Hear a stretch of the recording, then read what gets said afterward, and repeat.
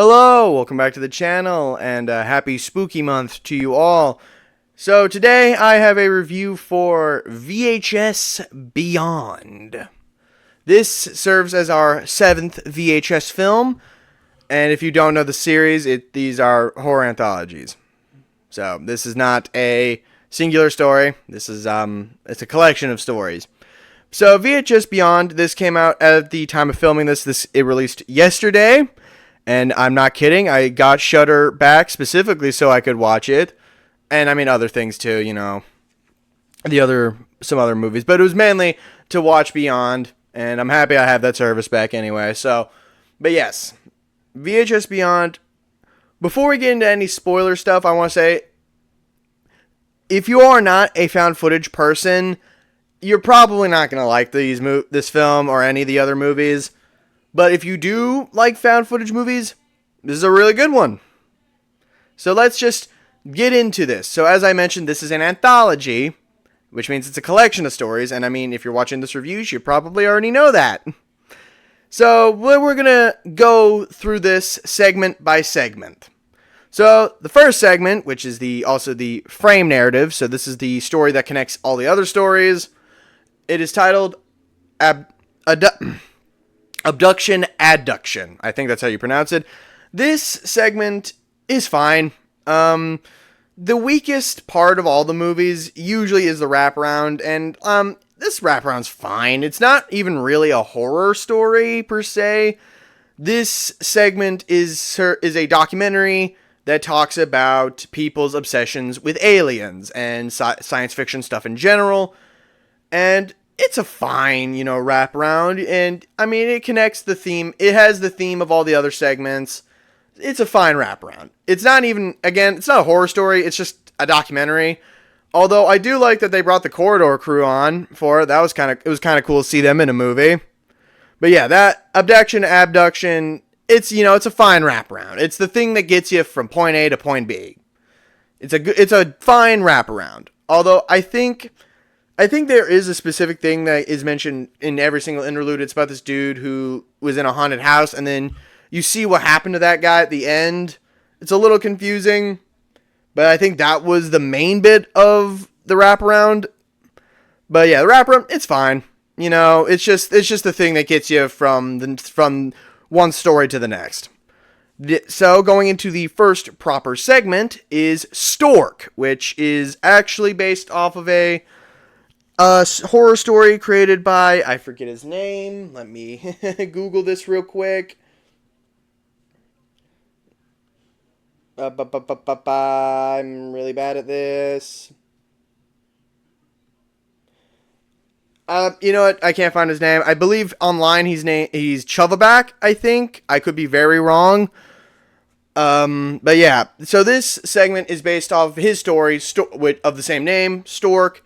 And it is about this group of police officers doing a raid on a house to find a group of missing babies that were kidnapped. Only to find in this house there's a whole bunch of zombified people that, well, they have to, shoot to not die. And this segment was directed by Jordan Downey, and it is really good. It's a lot more action-y. Than a lot of other segments. A lot of shooting, a lot of kills, a lot of gore. Especially towards the end, there's a lot of gore. The effects in this segment I want to highlight specifically are really damn good. Particularly the monster effects on the zombie possessed people look really good. There's one scene where one of the zombie people, their fucking mouth rips open, like the mouth rips open to the base of their throat. Like, that looks really good. And then there's, spoiler alert, then there's the Stork itself, the bird monster. Holy shit, that thing looks incredible. And by God, it gets a good death too. It gets a nice death. The acting was really good.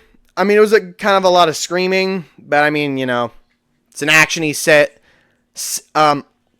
setup, so of course there's going to be a bit of screaming. But yeah, I really enjoyed this segment. Is it my favorite?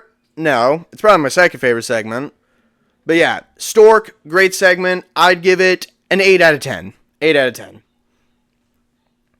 The next segment is titled Dream Girl, and if I'm not mistaken, it takes place in India. I could be wrong. I'm not very good about knowing where stuff takes place. But this segment is non-English language. It's not English, but it's about these three guys that are tasked with going to a film shoot and getting footage of the main star in this movie that is being made. And then they get locked in her trailer, and one of them discovers, well, there's a bit more to her than it may seem. This segment, not as good as the first one in my opinion, but it's still a really good segment with a lot of really cool color stuff. There's a lot of cool color use in this segment. The twist is both unexpected but a little disappointing. The twist is, spoiler, again, the twist in this segment is that the girl's a robot that removes people's faces and wears them like a mask. And, like, part of me wasn't seeing that coming, but another part of me is like, I kind of wished it was an alien thing, because, I mean, the whole thing about this movie is that it's supposed to be weird aliens and monsters and stuff, so having a robot, like, it's not, like, it's fine, it's just, would have preferred it to be a creature, you know? That's the part of the VHS franchise that I love, is the monsters and shit.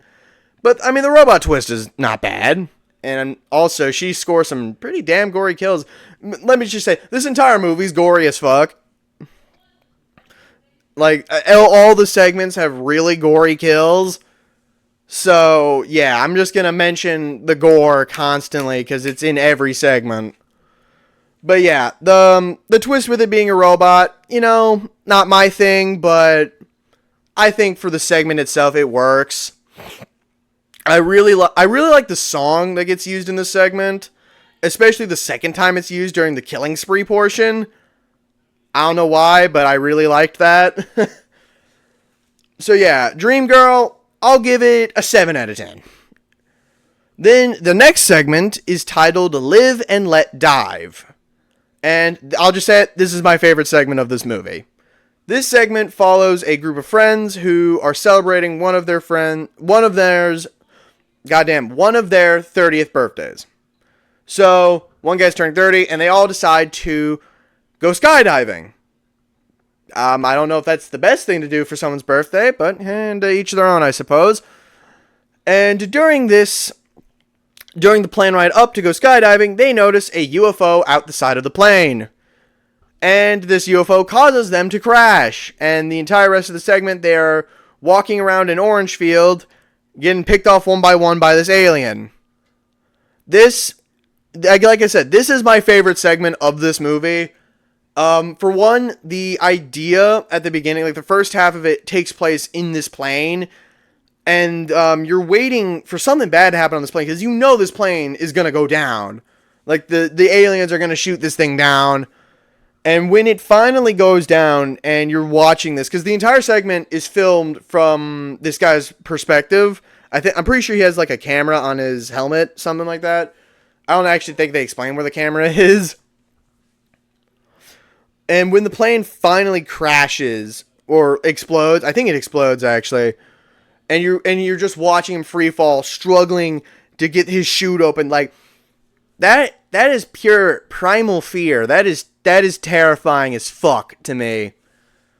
And the second half of the segment where they're in the orange field, not as scary, but it's still really well done. And I really like the design of the aliens in this segment. They have like a weird scorpion ass. Not like a scorpion tail. It's just the way their back hunches. Kind of makes them look like a scorpion. They also have weird Baraka swords. Like they have like swords that jut out of their wrists that fucking fry you. They're weird as shit, but I love them. I love these fucking aliens. Again, the effects on the aliens, they can be a little janky at times because sometimes they are using CG for the aliens, but when they are practical, they're really good. Again, I gotta mention again, the gore, really fucking good. Especially the effect of when the people getting shocked by the aliens' weird wrist swords. Really fucking nasty, really good. So the ending, kind of abrupt, but I mean, most VHS segments do have weird abrupt endings, so that's not a big deal. So yeah, Live and Let Dive, I'm gonna give a 9 out of 10. Again, my favorite segment of the movie. Moving on, the next segment. Oh shit, have I not? Oh fuck, I forgot to mention who directed the last two. I'm sorry. I'm a dumbass. My bad. Dreamgirl, my bad, was directed by Virat Paul. And Live and Let Dive was directed by Justin Martinez. Sorry. I'm stupid.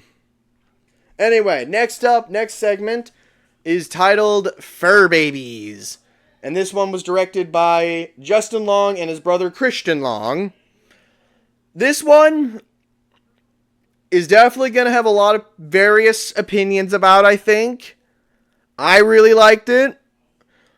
But anyway, so the basic premise of this segment is that it is about a animal rights activist group going to the home of this woman who owns a doggy daycare to, bust her or cancel her for mistreating animals because they think she abuses animals, only to discover she actually treats animals really well. It's the humans she doesn't treat well.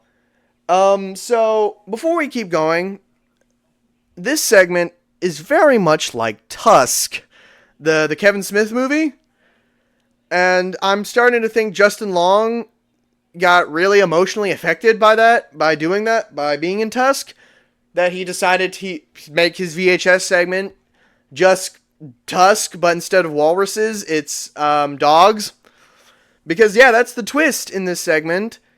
Spoiler alert. The girl that owns the doggy daycare, she turns humans into dogs by surgically sewing parts of dead dogs that she steals from graveyards to them.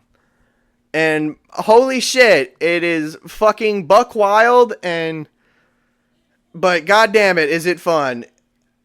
Again, this is definitely a segment that will not be for everybody, much like Tusk is, but I fucking loved it, personally. Particularly the girl playing the doggy daycare owner. She does such a good job being this deranged animal lover. It's so fucking, her performance is so good. What's her name? So I can give credit to who, what her name is. I'm boy, they don't include pictures.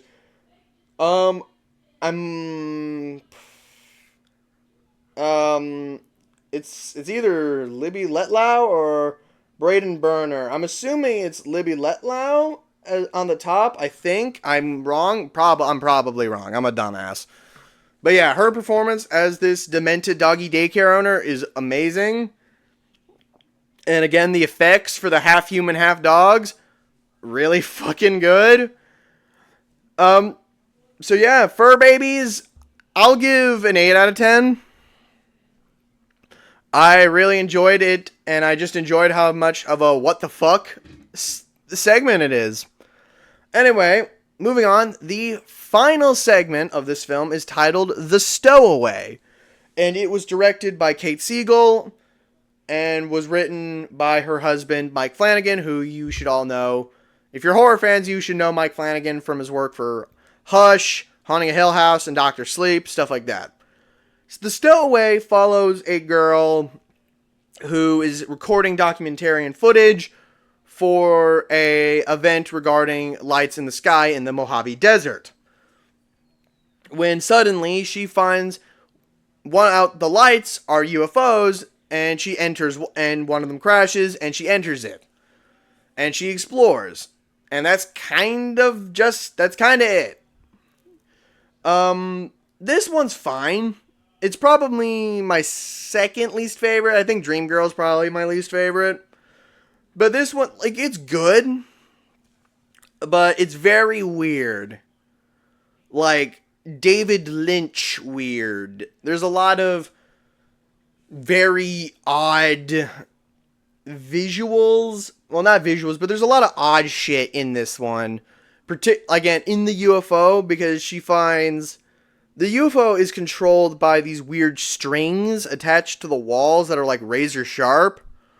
And there's this weird nanobot healing thing on the ship. So like when she accidentally cuts herself on one of the razor wire control things, these nanobots come down and heal her, but they don't heal her perfectly.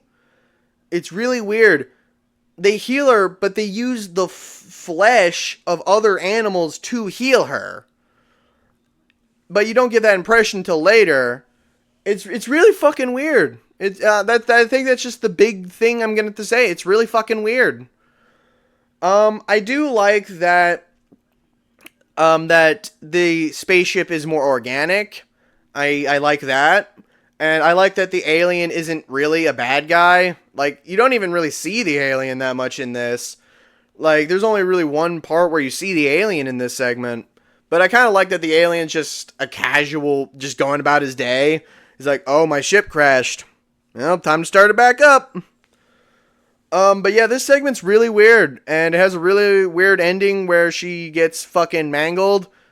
And the nanobots heal her and turn her into this weird spider, octopus, lizard thing. It's fucking weird. It's really fucking weird.